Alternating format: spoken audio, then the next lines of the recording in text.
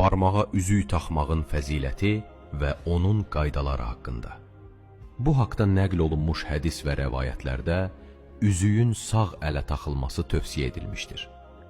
Üzərində müqəddəs yazı, şəkil, daş olan üzüklər ayaq yoluna gedərkən barmaqdan çıxarılmalıdır.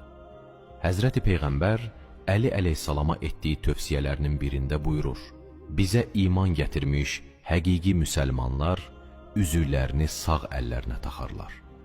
Mikail və Cəbrail da bu sünnətə əməl edərlər. Bu işi sənə də tövsiyə edirəm. Üzük qaşlarının ən fəzilətlisi isə qırmızı əqiqdir. Kişilərə qızıl haram olduğu üçün onlar gümüş üzüklərdən istifadə etməlidirlər. Adi dəmir, polad və bürüncdən düzəldilmiş üzüklərdən istər kişi, istərsə də qadın istifadə etmək məkruhdur. Peyğəmbər salavatullahın barmağına taxdığı üzük gümüşdən idi. Üzüyün üzərində bu sözlər yazılmışdı: Muhammedun Rasulullah. Həzrət Əli adətən 4 üzük taxardı. Bəla və düşmənlərindən qorunmaq üçün əqiq, bəzək üçün yaqut, qüvvət üçün Çin əqiqi, köməkli üçün isə firuzə qaşlı üzüklər taxardı. İmam Sadiq əleyhissalamdan nəql olunmuş hədisdə deyilir: barmaqlarına əqiq üzük taxan əməli salih möminlər hər zaman xoşa gəlməz hadisələrdən və qəm-qüssədən uzaq olarlar. Rəvayətlərdən birində deyilir: cənnətdə qırmızı, sarı və ağ rəngli əqiqdən 3 dağ vardır və onların hər birinin üzərində 3 ev vardır. Bu evlərdən biri Həzrəti Peyğəmbər, biri Həzrəti Fatimənin, o biri isə İmam Əlinindir. Evlərin altından buz kimi soyuq və süd kimi ağ çaylar axır. Bu çaylardan yalnız Peyğəmbər, onun övladları və onların davamçıları içər. Allah Taala əqiq üzük taxılmış əlləri daha çox sevər və dualarını müstəcəb edər. İmam Hüseyndən nəql olunmuş hədisdə deyilir: Həzrəti Musa Tur dağında Allah Taala ilə münacat etdiyi zaman yerə nəzər saldı və üzünün nurundan əqiq yarandı. Sonra Allah Taaladan ona belə bir xitab gəldi: And olsun müqəddəs zatıma, Əli İbni Əbi Talibin imamətini qəbul edib barmaqlarına əqiq üzük taxanları cəhənnəm atəşindən amanda saxlayaram. Həzrət Əli Peyğəmbərdən soruşdu: Ya Rəsulallah, əqiq daşlar harda olur? Peyğəmbər buyurur: əqiq daşları Yəməndə yerləşir. Bu dağ Allahın birliyinin, mənim sonuncu Peyğəmbər olduğumu, sənin və övladlarının imamətini iqrar etmişdir. Həzrət Əli buyurub: əlində əqiq üzük olan əməli salih bir müsəlmanın namazı bir dəstə cəmaatın namazından üstündür. İmam Razadan nəql olunmuş hədisdə deyilir: kədərləndiyiniz və pərişan olduğunuz zaman əlinizə yaqut qaşlı üzük taxın. Bu sizin işlərinizdə müvəffəq olmanıza köməklik edər. İmam Sadiqdən nəql olunmuş hədisdə deyilir: firuzə qaşlı üzük taxan şəxsin ruzisi bol, gəliri isə bərəkətli olar.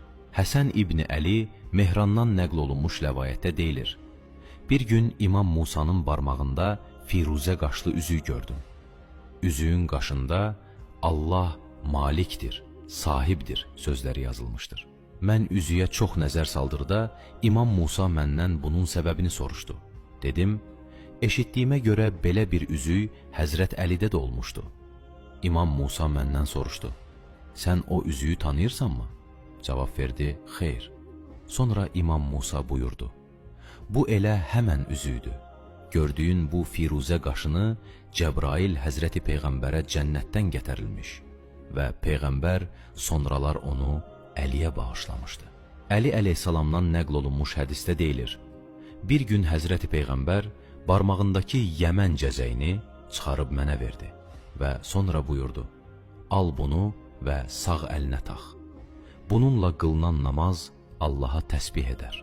Savabı isə sahibinin əməl dəftərinə yazılar. Əli İbni Məhəmməd Həmirə deyir: Çəfər İbni Mahmudun qızını çox sevirdim.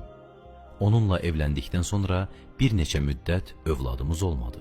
İmam Əliyə Nəqinin yanına gedib bizə bir məsləhət verməsini istədim. İmam gülümsəyərək dedi: firuzə qaşlı bir üzüyü al və üzərinə bu ayəni yazdır. Rəbbi lə təzərni fərdən və əntə xeyrul varisin. Belə də etdim və 1 il keçdikdən sonra o qadından bir oğlum oldu. İmam Sadiq əleyhissalam sahabələrinin barmağında firuzə üzüyü görüb buyurdu: Ya Məfsəl, bil ki, barmağındakı bu qaş gözün görmə qabiliyyətini artırır, ürəyə qüvvət verir və insanda gözəl əhval-ruhiyyə yaradır. Müsbət xüsusiyyətləri olan daşlardan biri də Çin hədidir. Bu qaşdan düzəldilmiş üzüklərdən adətən təhlükə ilə üzləşmə ehtimalı olduğu halda istifadə olunur. Nəcəf dürrü haqqında nəql olunmuş hədisdə deyilir: Bu daş Nəcəf mədənlərindən ixrac olunur.